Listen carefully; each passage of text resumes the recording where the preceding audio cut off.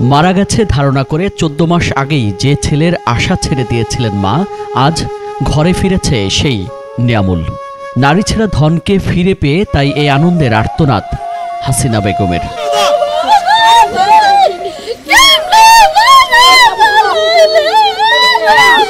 2021 সালের অক্টোবরে হঠাৎ বাড়ি থেকে হারিয়ে যান প্রতিবন্ধী কিশোর নিয়ামুল। ভাগ্যের চক্রে চলে আসেন রাজধানীর কমলাপুর রেলওয়ে স্টেশনে।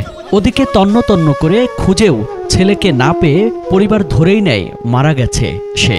কিন্তু গত 6 জানুয়ারি বাংলাভিশনে প্রচারিত জনমত অনুষ্ঠানে ছেলের ভিডিও দেখে আবারও আশায় বুক বাঁধে নিয়ামুলের পরিবার। 2 দিনে ফেসবুকে মিলিয়ন দর্শকের কাছে পৌঁছানো সেই ভিডিওতে কমেন্টস করে নিয়ামুলের স্বজনরা জানতে চান তার বর্তমান অবস্থান। সেই কমেন্টস দেখে সাড়া দেন বাংলাভিশনের প্রতিবেদক কেফায়েত শাকিল। আমি যখন কমলাপুর রেল স্টেশনের 3-4 নম্বর প্ল্যাটফর্ম দিয়ে হেঁটে যাচ্ছিলাম, তখন দেখতে পাই খুব কাঁপতে কাঁপতে 2-3টা ছেলে একসাথে হেঁটে যাচ্ছে। দেখলাম যে খুব খারাপ অবস্থা, একদম একটা শার্ট পরে আছে শুধু। তো আমার মনে হলো যে তাদের সাথে কথা বলা উচিত। তখন আমরা গিয়ে তাদের সামনে ক্যামেরা ধরে তাদের কথা বলতে যাই। তখন এর মধ্যে যে ছেলেটি, যেটি নিয়ামুল, আমি ইন্টারভিউ নিচ্ছিলাম মূলত তার, কিন্তু নিয়ামুল হঠাৎ করে বলে উঠে যে ভাইয়া 2 দিন ধরে খায়নি। তো এরপরে এই যে স্টোরিটি, সেটি যখন অনলাইনে আমাদের যে সেই স্টোরিটি যখন আপলোড হয়, তখন সেটি দেখে তা কমেন্টস করে তার আত্মীয় স্বজনরা। তারপরে তিনি আমাকে ডিটেলস দেন, নাম্বারগুলো দেন, তার ছবি পাঠান। তখন আমরা বুঝতে পারি যে আসলে এই ছেলেটি, এবং তারপরে আমরা আমাদের সোর্সগুলোকে লাগিয়ে দিই কমলাপুর রেল স্টেশনে কোথায় আছে, এবং তার ফ্যামিলিকে আমি জানাই যে আসলে আমি তাকে কমলাপুর রেল স্টেশনে পেয়েছি। তারপর ঢাকায় এসে নিয়ামুলের খোঁজ শুরু করে পরিবার। খুঁজতে থাকে বাংলাভিশনও। অবশেষে সোমবার সকালে কমলাপুরের কন্টেনার ডিপো এলাকায় দেখা মেলে তার। দিনের 10টায় বাইরে 9:30টায় ঘুরতে লুচি 8 নম্বর 9 নম্বরের পর 8 নম্বরের রাস্তা দিকে পূব দিকে গেলাম, লক্ষ্য করলাম একটা ডাম্পাটার পাশনে চাই দিয়ে 2টা ছেলে ঘুরতেছে। তো একটা ছেলে পারে উত্তর পাশে গেছে। উত্তর পাশে যাওয়ার পরে তো এই ছেলেটা বুয়া, আমার ছেলেটা বুয়া। আস্তে আস্তে 2জন কুলি লোক আছেন হের দ্বারও বসা। তখন আমার ছেলে দেখছে, দিকে স্যার আমার ঘাট ফিরে চাই হয়েছে। প্রথম তো দূরিত্ব, আমি এসব দূরে অনেক দূরে, মনে পড়ে আধা কিলোমিটার রয়েছে বুয়া। তখন আস্তে আস্তে আমি যখন ভাবলাম কি যদি আমার ছেলে না হয় তো আমার দিলে দূর দিত না, আর যদি আমার দিলে তো দূর আইব। এভাবে ঘাট ফিরে চাই হয়েছে যে আমার ছেলে তো আমার চাপার থেকে চিনা রয়েছে। চিনার পরে আমি ভাবলাম কি যদি আমি ফোন ধরি তাহলে গ্রেপ্তার করতে পারে, হয়তো আমার রূপে আঘাত করতে পারে, আনালে আমার ছেলের রূপে আঘাত করতে পারে। তখন আস্তে আস্তে আস্তে আস্তে দাঁড়িয়ে গেলাম।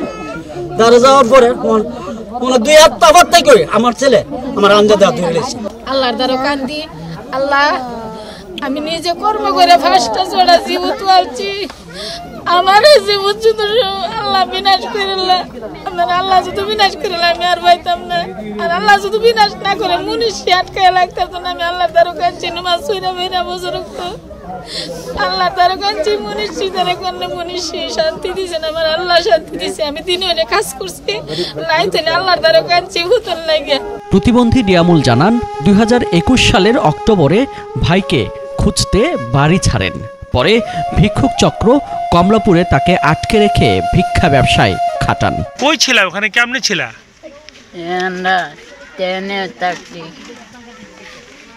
তোর বাড়ির কথা কি মনে পড়ে নাই? মনে করে কি আসতে ইচ্ছা করছিল না? কেন? লোক 3টা এরা